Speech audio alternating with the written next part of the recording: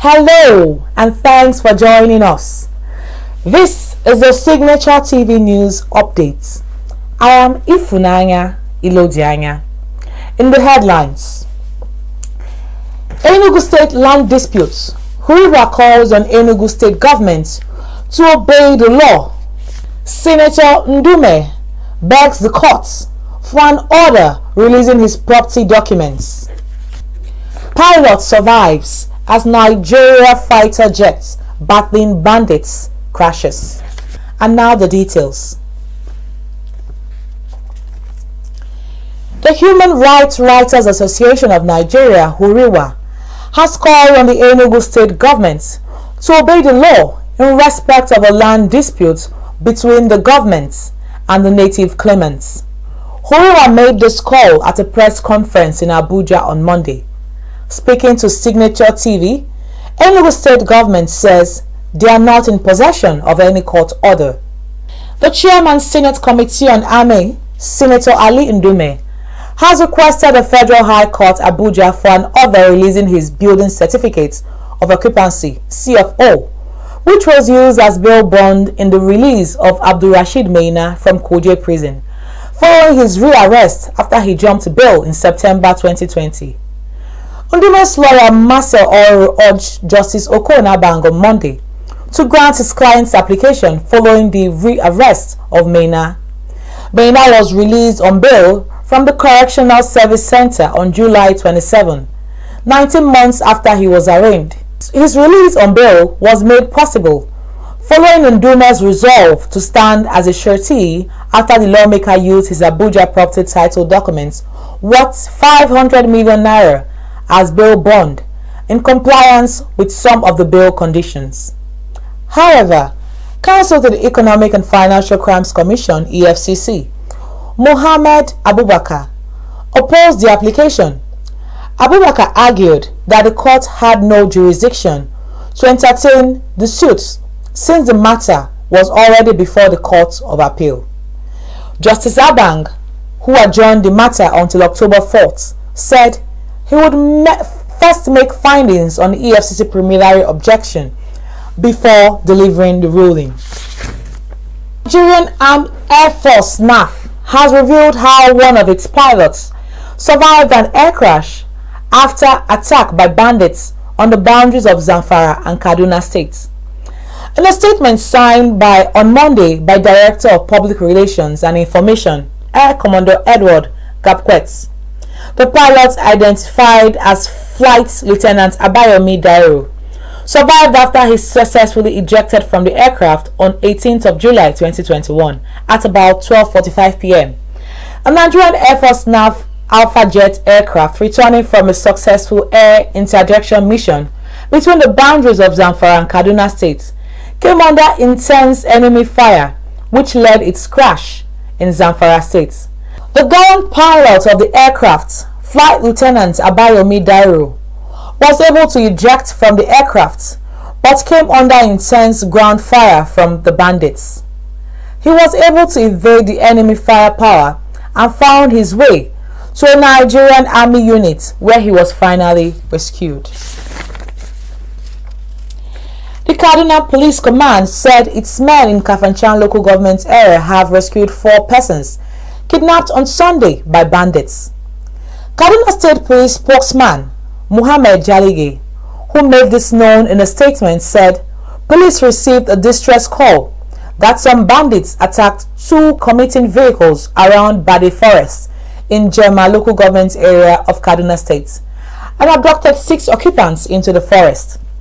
On the strength of the information, operatives were mobilized to the area, drove the bandits into the enclaves, engaged them in fierce shootouts, and succeeded in rescuing 4 victims unhurt.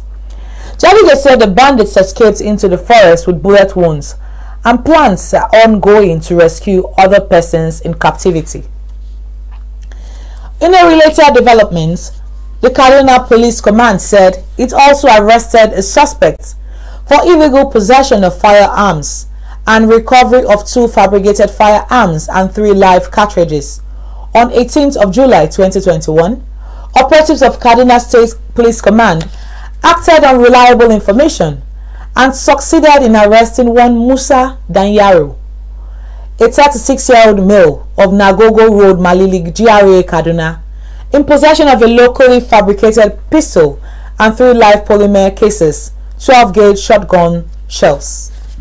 The Lagos State Commissioner for Health, Professor Akin Abayomi, has disclosed that the state recorded 4 COVID-19 related deaths between July 14th and July 17th.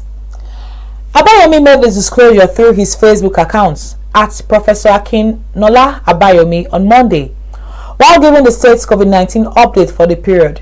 The commissioner said that the deaths increased the state's COVID-19 related mortality to 363. He, however, did not give additional information about the deceased sex or age. According to him, there are currently 1,045 active COVID-19 cases in communities being managed under home-based care. He said that 5,455 tests were conducted and reported dates, of which 205 new COVID-19 infections were confirmed. Earlier, Abayomi had attributed weak observance of public health measures, increased social interaction and movements, as well as the spread of the variants as factors responsible for the new cases. On the foreign scene, United States President Joe Biden said on Friday that social media misinformation about COVID-19 and vaccinations is killing people, and the White House said Facebook needs to clean up its acts. The White House is turning up the pressure on social media companies to weed out what officials say is widely spread misinformation on coronavirus vaccination. According to the U.S. health officials, a current spike in COVID-19 death and illnesses around the country is almost exclusively hitting people who remain unvaccinated.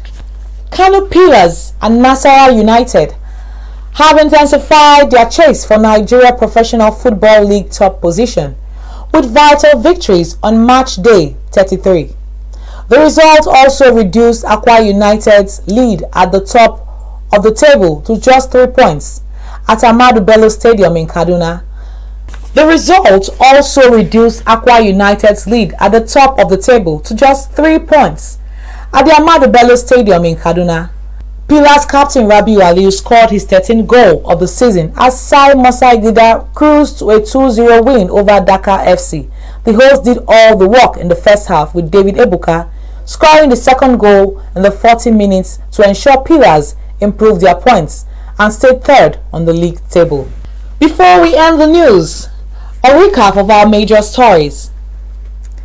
The Human Rights Writers Association of Nigeria, HURIWA, has called on Enugu state government to obey the law in respect of the land disputes between the government and the native claimants, while Enugu state government says HURIWA did not get its facts right. The chairman, Senate Committee on Army, Senator Ali Ndume, has requested a federal high court in Abuja for an order releasing his building certificates of occupancy. Nigerian Air Force has thrown more light on how one of its pilots survived an air crash after an attack by bandits on the boundaries of Zamfara and Kaduna states. Safety and security begins with you. Be patriotic. Report any suspicious activities to law enforcement agencies. Please stay safe.